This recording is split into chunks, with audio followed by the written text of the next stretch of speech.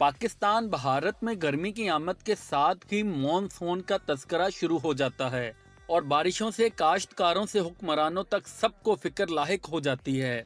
सवाल ये है कि मॉनसून है क्या और इसे सावन की झड़ी भी क्यों कहा जाता है। लफ्ज मॉनसून के गिर्द चार चार जुबानें घूमती हैं।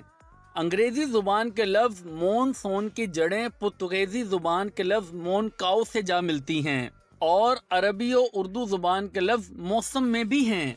आम तौर पर इसका मतलब जमीन और समंदर पर हिद्दत के साथ फिजा में होने वाली तब्दीली लिया जाता है। अंग्रेजी जुबान में ये लफ्ज सबसे पहले बरसगीर में इस्तेमाल किया गया। इस टर्मिनोलॉजी का मफहूम खलीज बंगाल और बहरा अरब से उठने वाली हवा थी जो खित्ते में बारिश का बायस बनती हैं। मजमूई तौर पर मॉनसून हवाओं, बादलों और बारिशों का एक सिलसिला है और ये मौसम गर्मा में जनूबी एशिया, जनूब मशरकी एशिया और मशरकी एशिया में बारिशों का सबब बनता है।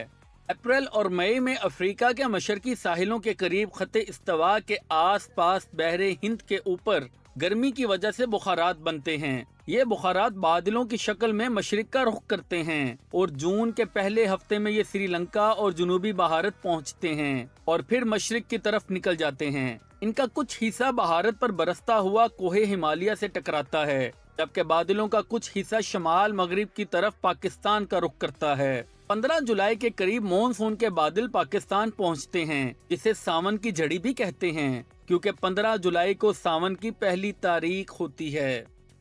लेकिन इससे पहले अगर अभी तक आपने हमारा चैनल न्यूज़ बॉक्स सब्सक्राइब नहीं किया तो जरूर कर लीजिए और हाँ, बेल आइकन क्लिक करना तो हरगिज ना भूलिएगा ताकि आप तक इसी तरह की दिलचस्प न्यूज़ अपडेट्स पहुंचती रहें।